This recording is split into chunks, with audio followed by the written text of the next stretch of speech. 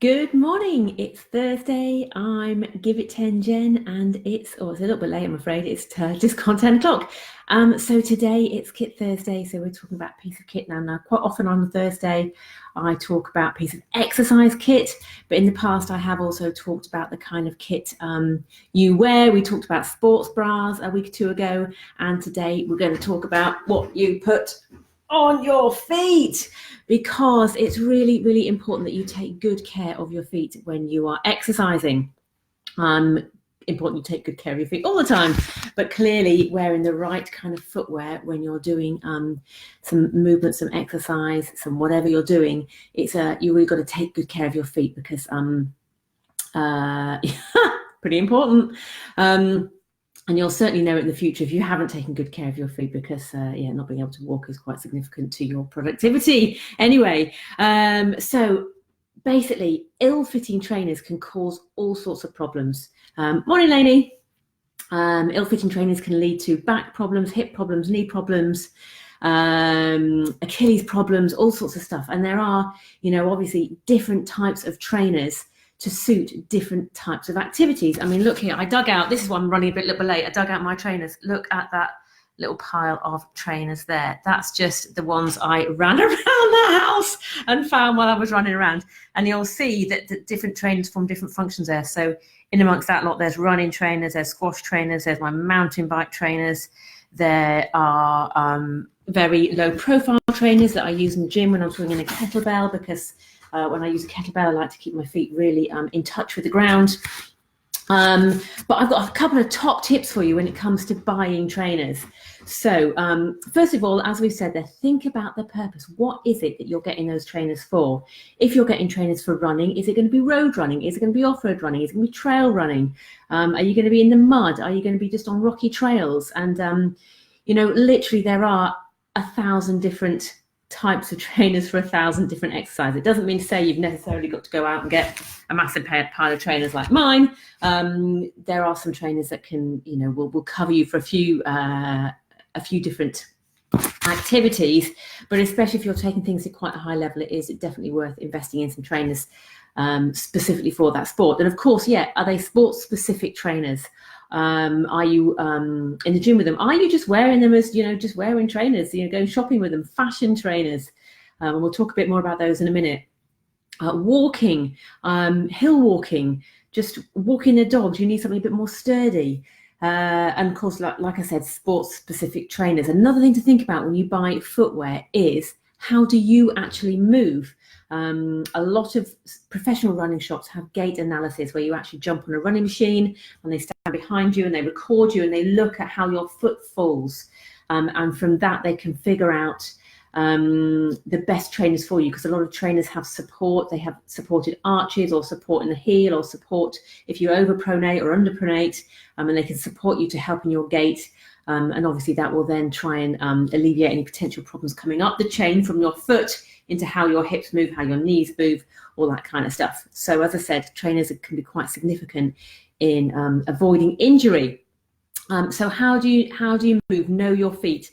If you can't get to someone who does a gait analysis, a simple thing to do, and I was going to get it out ready for you, is literally just to get yourself a piece of brown paper, or even just a normal piece of paper, dip your foot in some water and then stand on that brown paper, and then you'll see from the shape of your foot, if it's fully flat and you can kind of see your whole foot, you might need some support in your arch to kind of bring your arches up a little bit. It's very flat-footed if your whole foot is down.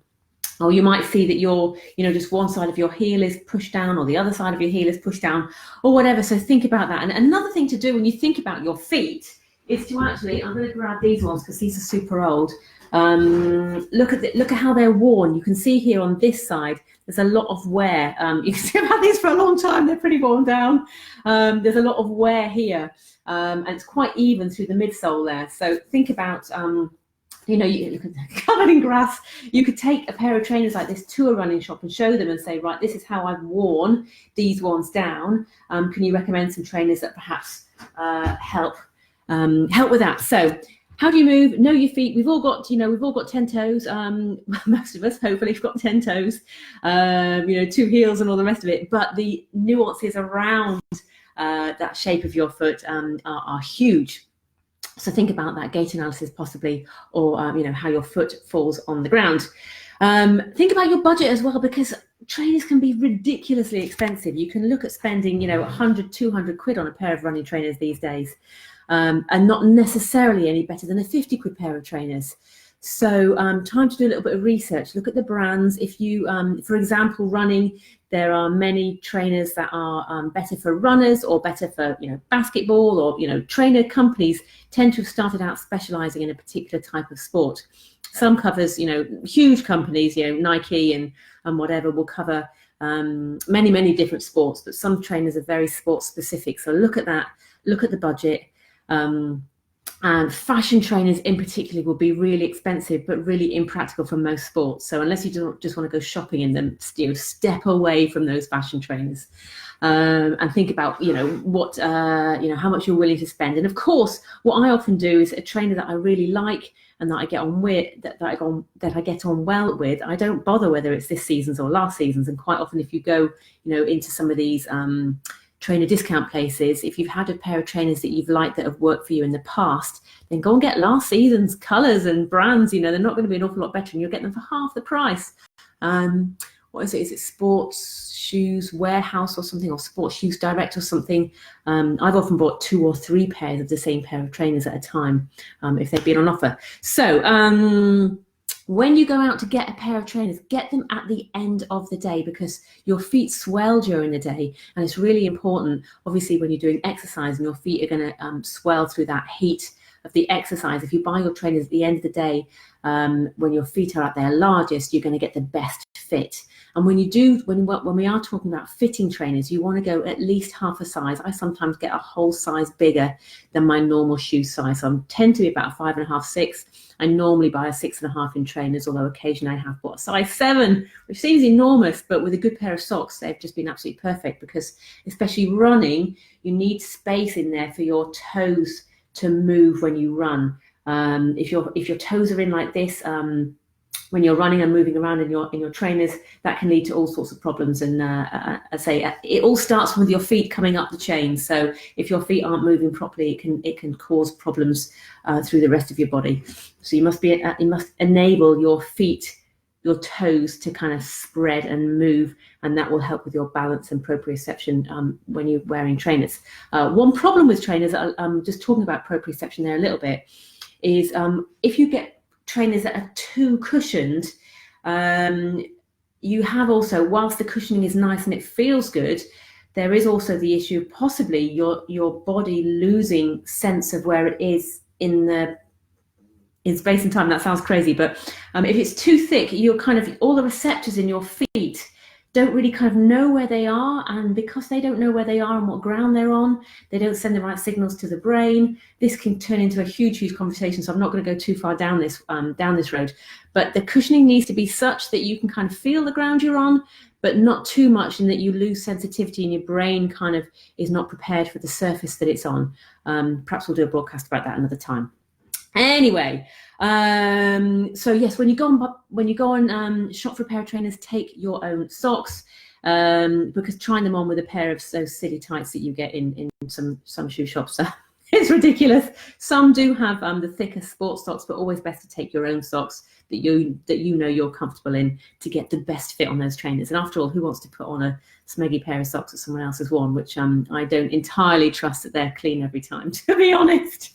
Anyway, now you don't need a lot of shoes when you buy a new pair of shoes. You need to kind of break them in, especially ladies' shoes, high heel shoes, leather shoes. They take a certain amount of breaking in. When it comes to buying trainers, you shouldn't need to have to break them in. They should feel comfortable straight away. Yes, by all means, have a walk around the shop, have a run around the shop, but you don't need to break them in. They should feel super comfortable and right from the get-go. As we've mentioned briefly, don't be fooled by the fashion brands. They are not designed to run in, to jump in, to do all the stuff, to walk, mountaineer, climbing, whatever. They're not designed for that. Fashion trainers are fashion trainers. They're just designed to wear around the house and to the shopping mall. So please just take care of being spammed by it. And of course, fashion trainers tend to be super expensive as well. You can pay like 150 quid for some, Nike Air Maxes or whatever, which are, just rubbish for training in. So again, think back to that purpose that we started off with in our list. What is the purpose of this for you? And buy the right one for that. Function above fashion. That's me generally. I'm function above fashion in all my clothes. Right, yeah, do some research. As we said before, some trainer companies are better for particular sports than others. But yeah, do a bit of reading, do some research, look at what other people who do the sports are wearing, and just do some reading behind it, especially if this is the first pair of proper trainers you bought and treated yourself to. And also think gender specific. Men and women's feet are generally not very different, but are different. Women tend to have a broader forefoot and thinner heel, whereas men tend to have a thicker heel and slightly thicker feet on the whole. So think about buying those gender specific shoes. Most good quality brands have sort of male and female shoes. So think about that when you're buying the trainers. I think that's it for now. I did some research this morning, and they reckon about 65% of people who are wearing trainers aren't wearing the correct trainers for them or for their sports. So it's definitely worth thinking about. We're all about, especially as we get older, definitely about injury prevention and longevity. And sometimes it can come from something so simple as what you're wearing on your feet, because as we've spoken before, the whole body's connected, nothing is in isolation, it all works together. And if your feet aren't moving right, if they're pinched, if they're rubbing, that is going to have a knock-on effect up the chain. Anyway, so that's it today. Kit Thursday, we're talking about trainers. You'll see behind me my 10-day morning routine Christmas challenges starting on Monday. Got a couple of people signed up for it already. I'm super excited, because normally this is something that I just direct people to do kind of in their own time. But I've decided to try and get a challenge for as many of us as possible, working on the 10-day challenge together. So I'm going to be going live at 6:30 every single morning to encourage you to get up and do something. Join me on my morning kind of jog walk at 6:30 in the morning. So I will be there to inspire you to go through that list of 10 steps every day, and hopefully by the end of 10 days we'll have ticked off everything in our 10-step morning routine challenge. Kids break up on the 19th. I think it's the 19th, so it's a really nice run up to the kids breaking up. Of course, when the kids stop, and we're in that last few days up to Christmas, then obviously the rules are out the window. But I just thought this was a really nice opportunity that we can all work together for 10 days, spending some time, not a lot of time because we're all busy, but just spending a bit of time in the morning looking after ourselves, trying to get some sanity in this crazy Christmas time. Anyway, that's it from me for today. If you are interested in that 10-day challenge, if you've done it before, if you paid for it before, then let me know and I will let you in for free. If you haven't paid for it before, because I used to do this for free for a lot of people, then I am going to ask you to cough up your tenner this time. But other than that, come and join the program. If you've done it before, then you'll get some more from it from doing it again. And if you haven't done it, come and join us, and come and join the ladies who have already signed up to that 10-day, 10-step morning routine challenge. I think that's it. I think I've waffled on for long enough this morning. We're on 13 minutes. I think that's got to just about be a record. So don't forget, we talked about trainers this morning. Get yourself a good pair of trainers. Get some advice. Take old trainers to the shoe shop if necessary and show that to your trainer specialist. Anyway, I'm in danger of going through the whole talk again. So I'll call it a day there. It's Friday tomorrow, which means it's HIIT Friday. So join me tomorrow for a body weight HIIT session to break up your morning and get that metabolism running for the rest of the day. Right, lots of love to you all. Thank you so much for joining me this morning. Good to see you, Mum. Good to see you, Lainey. I'm a size 4.5 feet size, but need a size 7 in trainers or shoes as wide fitting. Even wow, that is a big difference, Lainey. Goodness me, but yeah, it could just be the brand of trainer that you're trying on there. Some of them do come up smaller than others. But anyway, any advice? Drop me a message. I'm here to help if I can. If not, I will throw you out to someone, and I have lots of good contacts who I feel might be able to help you better than I. Right, that's it. I've got to go. See you tomorrow. Toodaloo.